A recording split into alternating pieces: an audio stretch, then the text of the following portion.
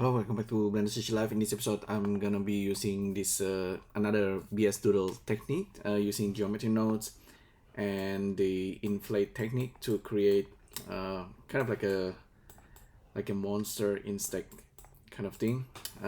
So you might already know all the technique. I just want to do it again. While in the meantime, I also want to show you that from this simple screenshot, you can create unlimited number of insect design if you want to kind of improve on it. Let's stop this. That's the AI, by the way, Diffusion Bee app, or you can use like a Dream Studio online or other method. So let's take a look. Okay, this one is the inflated version of this guy over here. So let me delete this guy and let's see. This one is already remesh as well before the inflate. If I delete the remesh, we end up with this original design. It's mirror, of course. Originally it's only one-sided, but I also mirror it. And I have geometry nodes, and of course underneath is just like a curve. So let's let me go to edit mode, hit tab, delete everything, back with nothing.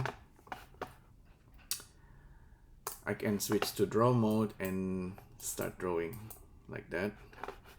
If you want to see the geometry nodes, it's pretty simple. You can actually build it from scratch pretty easily, just few minutes.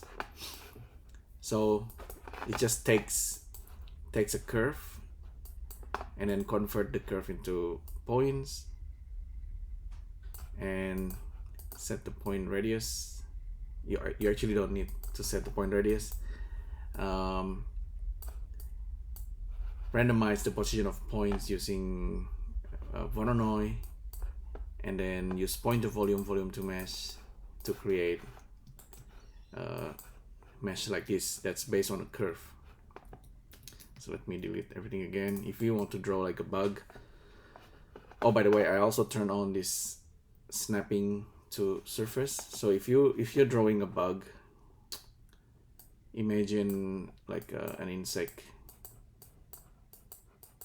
maybe like a spider, or could be like a cockroach, or any kind of bugs. That's really simple in terms of design, and you're kind of building the bugs from, you know, like the head, the body, maybe the antenna, just by scribbling. And you know, each stroke will be drawn on top of the original surface, so you already have 3D for that. And if you want to draw the bottom part, you know, you can paint it this way.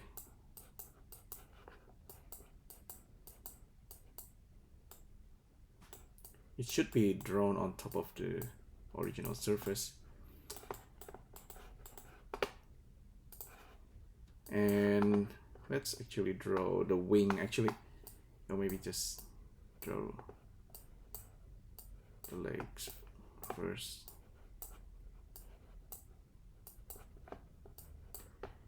And I want to draw the wings. This kind of method, actually, you can use Feather app.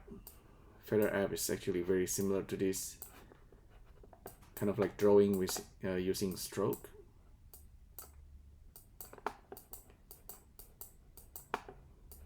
I found this is like probably the most fun, and using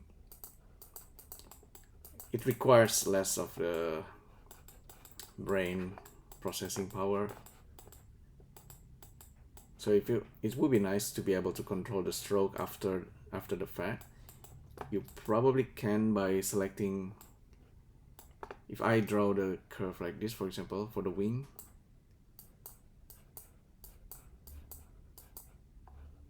of course this is all curve, so you should be able to select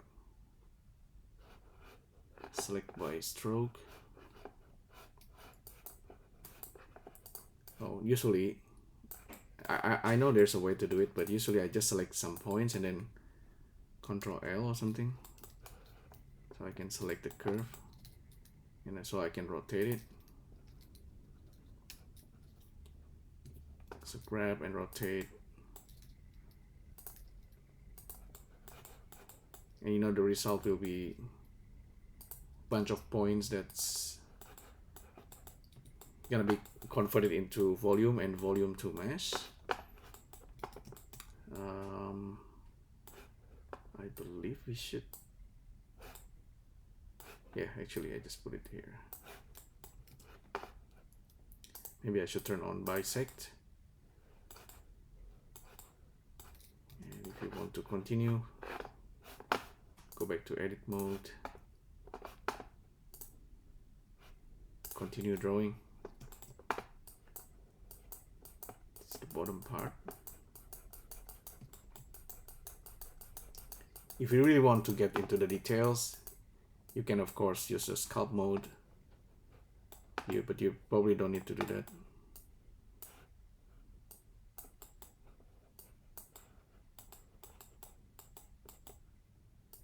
You're probably just gonna have 8 legs, just like a spider. This is gonna be pretty weird looking bugs with 4 wings and 8 legs.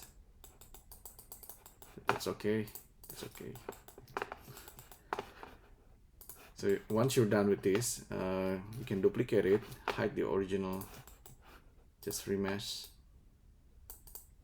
I'm gonna remesh it because just to reduce the resolutions so we can inflate it easily. Okay, you have this, right click, convert to mesh. You can smooth this. At this point you can do some sculpting if you want to, like maybe smooth some areas, turn on symmetry.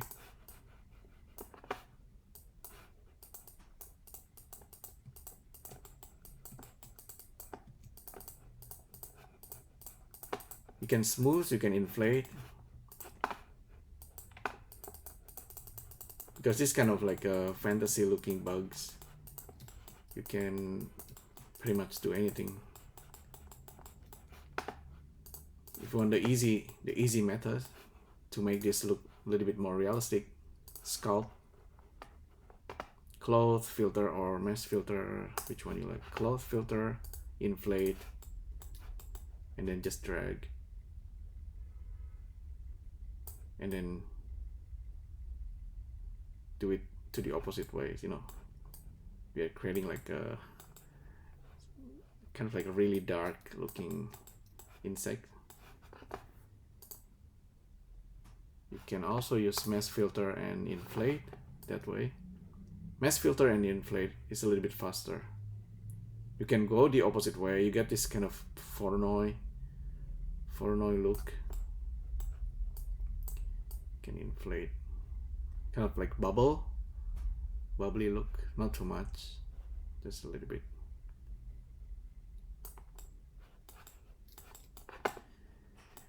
And if you are using sculpt, of course you can use things like pose or just grab and move.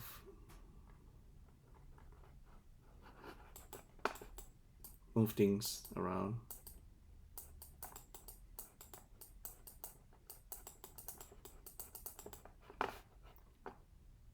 Inflate is actually pretty useful in this case. You can inflate again some areas that's inflate will give you like a bubbly look, which is kind of nice around the body, maybe the bottom part. In fact, maybe at this point you can start painting it. Otherwise, it's just gonna be grayscale. If you want to send this to AI, it's gonna be grayscale by default unless you give it some color. So yeah, we can use paint. It's gonna be painting. Yeah, use the mirror. It's actually like, it's a lot of fun. You can do this like all day pretty much. So become the insect artist of some sort. If you have a lot of patience to do this, spend more time. actually doing the painting and stuff.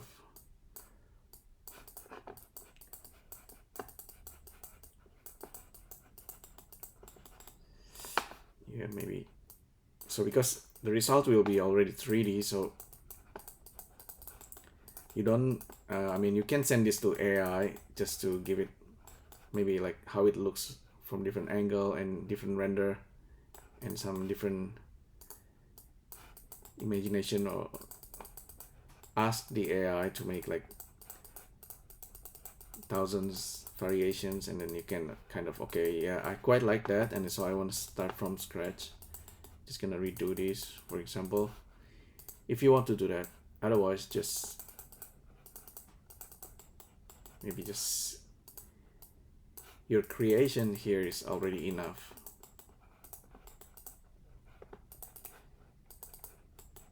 You can always, you know, add details like maybe hair or things like that. This, oh, currently drawing it this way just give you like a basic coloring.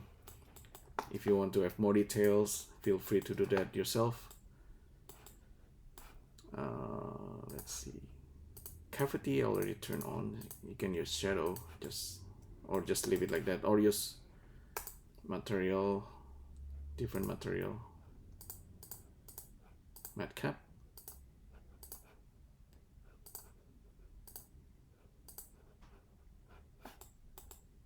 Let's try this one.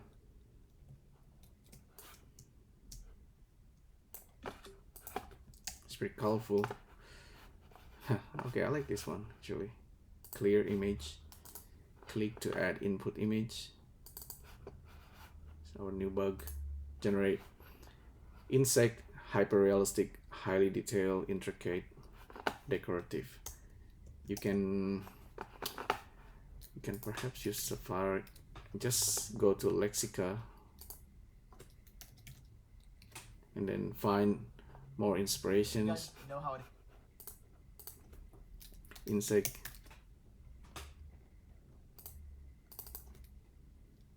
monster bug.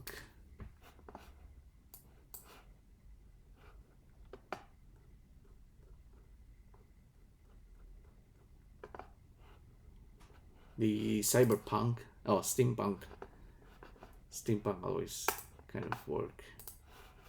So you can see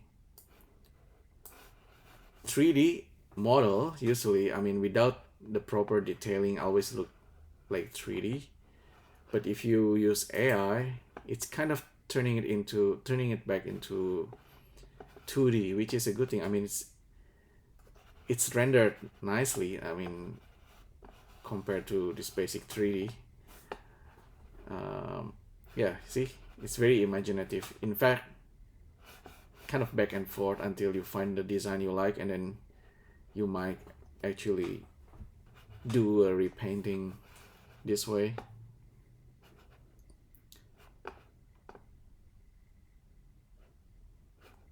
Yeah, I don't mind some of this actually. Some of this is looking really nice. We can always play around with the input strings as well, beside the prompting. Copy paste the prompting, generate. Diffusion Bee is pretty cool. Soon we might get Stable Diffusion version 2.0 model that we can actually use. Maybe we can already do that.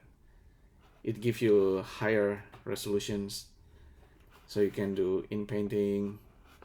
Oh, you can do image to image or text to image. So it's from this guy. It's reimagining it as totally different thing, like steampunk kind of design. It looking like a robot because we specify robot.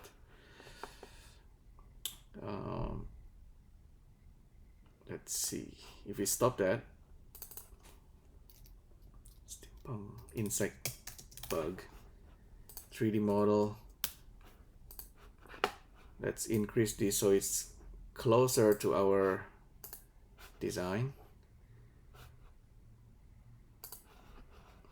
See what else.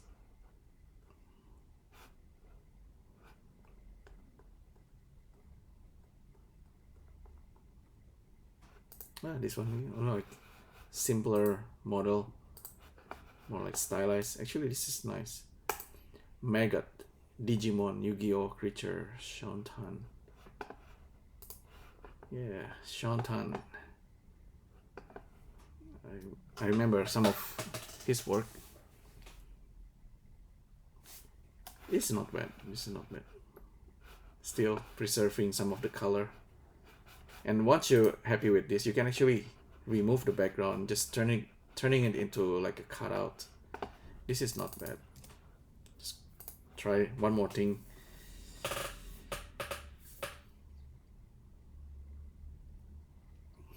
I imagine doing this kind of thing daily or hourly in real time, and then seeing all this design imaginations coming out.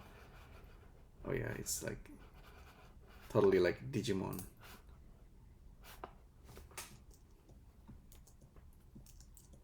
Should try a bit more. Okay, how about this? Whenever there's like Octane render, it's gonna make it into 3D. I'm just gonna, you can use cycles, Blender render. You can even type like awesome, wabi sabi. You can type like gibberish basically, and sometimes it crashes. It crashes. It might crashes the app, but you can always try that.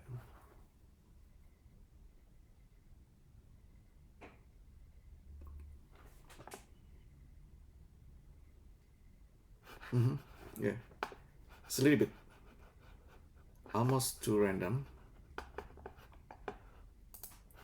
I have a feeling reduce this input strength. You can increase the step as well. So it's doing back and forth. What's the AI doing? So based on your artwork and based on the model understanding of the AI, it's trying to diffuse the idea that you put here in a prompt, and you're gonna get a result based on that. It's gonna do like a back and forth diffusing.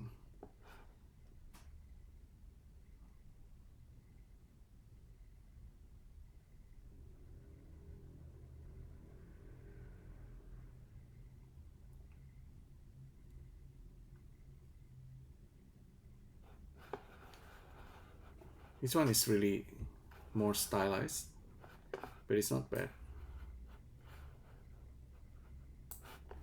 Our design is of course symmetrical, and the result will be more or less symmetrical. Sometimes it doesn't really make it fully symmetrical, but yeah, it's totally weird design now.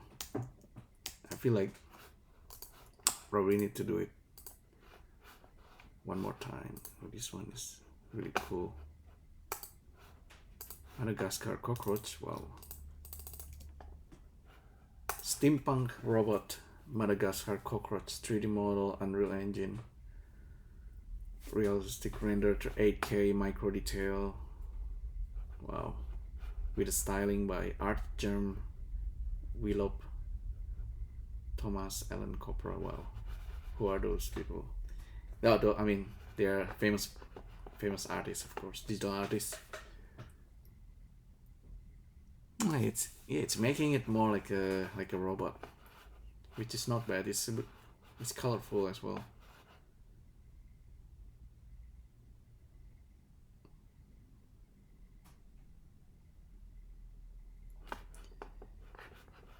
So yeah, that's basically it. It's you can create all kind of design. You can actually make a character based on this. You can render it from different angle instead of symmetrical.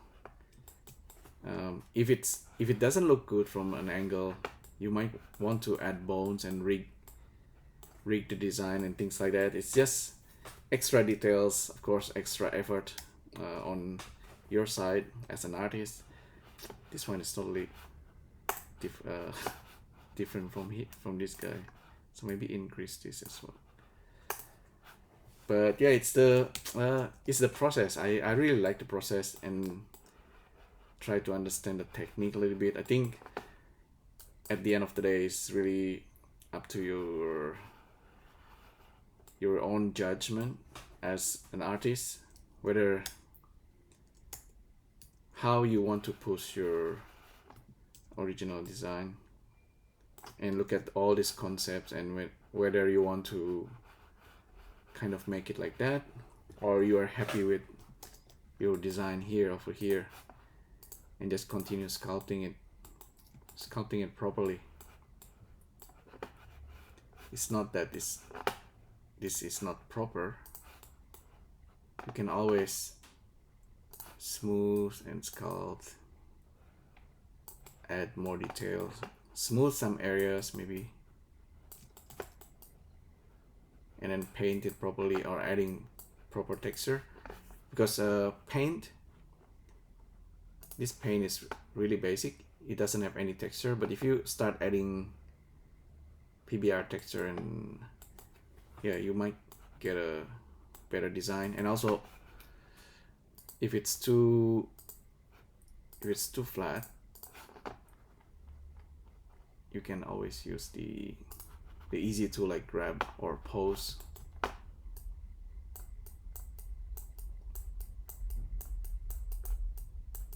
But this is of course a very much like a free form kind of way of designing and sculpting. It's good for, you know, like 3D therapy, like I said. Not everything needs to be like, oh, it needs to be like, it needs to be more realistic or things like that. No, you have complete freedom on your design and creations.